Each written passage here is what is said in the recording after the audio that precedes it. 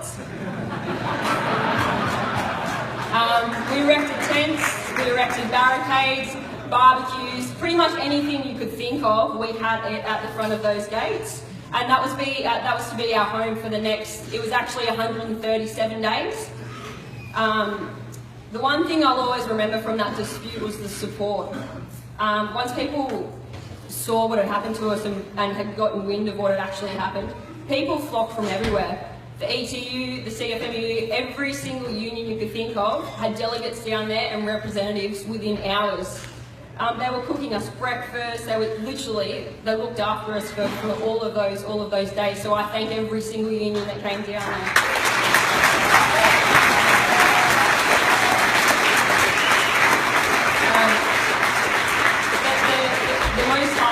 And surprising of all, well, to me, was actually the number of general public that turned up. People came not only to support our workforce, but to fight the attack on workers by large multinational companies Australia-wide. And that's because they believe, like us, you shouldn't be stripped of your right to support your families in such a demoralising manner. No trucks passed those gates, no containers were moved, no ships were loaded or unloaded, in a bid for the company we once worked for to explain why they had subcontracted all the ships, why they had sacked their whole safety committee, why they sacked every single delegate in that port, and why they sacked anyone in Hutchinson who had a voice. And for me, it was clearly a union busting technique, which they'll never admit to, of course. The picket was extremely tough. It was 137 days of literally living in a tent 24/7. I hardly went home, and we were there through rain, hail or shine, and we did get housed from a few nights actually. During that picket, I watched grown men cry daily. I had a good mate who actually threatened suicide and who was extremely close to doing it. Multiple breakups and divorces, including my own. And I saw kids and partners go through hell and back. And why? The uncertainty of the future and the idea that your basic human rights can be stripped with one text message. Now, this company, Hutchinson's, is owned primarily by one man, Lee Ka-shing, which you've probably all seen in the papers lately, actually, again. He's the 11th richest man in the world, the richest man in China, with a net worth of almost $30 billion. And this man has made his fortune on the sweat and tears of working class all around the world. For example, Hong Kong Hutchinson's, they can be forced to work a 48-hour shift straight. 12 of those hours can be spent in a key crane, and they get no breaks. And if they need to go to the toilet up in a key crane, you're not going down to the toilet, you have to piss and shit in a bucket beside your seat. Now, is that what we want for Australian workers? Companies who dictate our freedom. This is why it's imperative to believe in what we stand for and make a concerted effort daily to protect our rights at work, our safety and our welfare. Now, our strategies. We took on the company from every possible angle we could think of. As you saw, we found out that Lee Ka-shing has subsidiaries all over Australia, and ironically, after getting a text message, we found out he owned half of Vodafone. So what did we do? We protested outside Vodafone stores all around Australia, making the general public aware of what type of companies we invite here and what they do to common workers. And that rattled them. That was the first strategy that actually rattled them. And the company came to the table extremely quickly after they saw our attack on Vodafone. We also used social media. We attracted over 70,000 people in the first 2 weeks.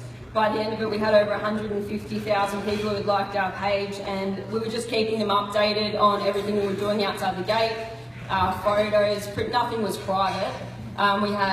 We had lots of events for kids.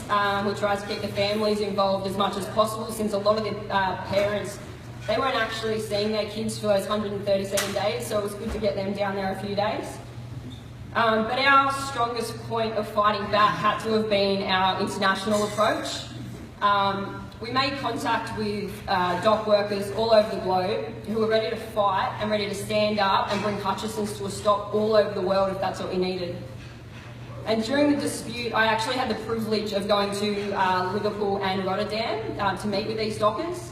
And you hear about global solidarity all the time, but meeting these people face to face and shaking their hands and making these ties was something that was so important to the final outcome of this dispute.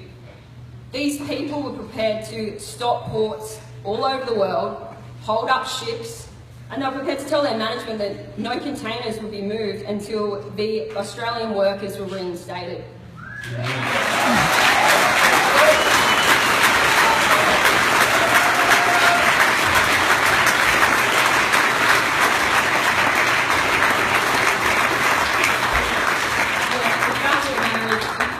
Know these people, but the fact that they're willing to do things like this for you is truly empowering, and we give that wholeheartedly back to them if anything happens to any of those dock workers who helped us through that dispute.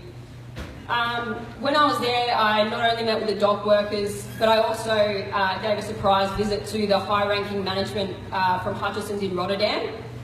They were extremely shocked to see me, and extremely shocked by what had happened in Australia, because they actually have quite a good relationship with their workforce and the union. All of these small strategies showed the company we weren't going to go down without a fight, we weren't going to roll over and cop it, and we weren't going to set the precedence that it's okay to treat workers like rubbish. Where am I? Adelaide. There we are. In response, they actually tried a divide and conquer technique. They tried to separate the workforce. They tried to cause rifts in between people who were inside and outside the gate, whispering in the ears of people who were inside the gate saying, you keep your job, don't do this, don't do that. But it didn't last and it didn't work. After weeks in the Fair Commission, we were finally given our jobs back, and the people who wanted to leave were given a much larger redundancy package and the option to come back to casual within 3 years. So that was an awesome turnout for us. For me, the dispute was extremely personal because many people close to me were affected by this. But I'm not naive to understand who was to actually blame in this, and that was the Turnbull Abbott government. Job security is the key for our generation, and we need to protect that if they don't want to. Yeah.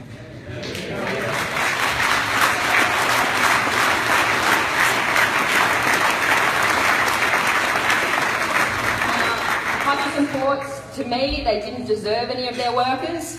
Workers who put in 110% to get their business up and going when they first entered the Australian market. But those workers deserve their jobs.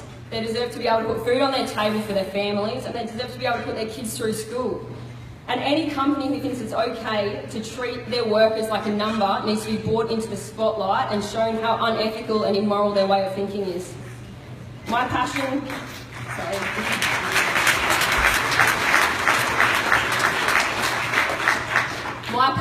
comes through this struggle.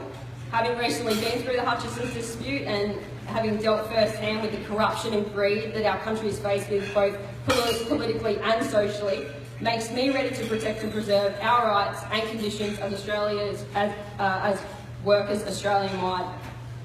Without future involvement and commitment by my generation, the struggle for conditions and future permanent employment will end with us. I believe in this movement, I believe in my union, I believe in myself, and I believe Australia is only just starting to wake up to the war on workers, and together we will continue to win what is ours and what was taken from us in the first place, which is our rights to work, our rights for conditions, our rights for safety, and our rights for a better future.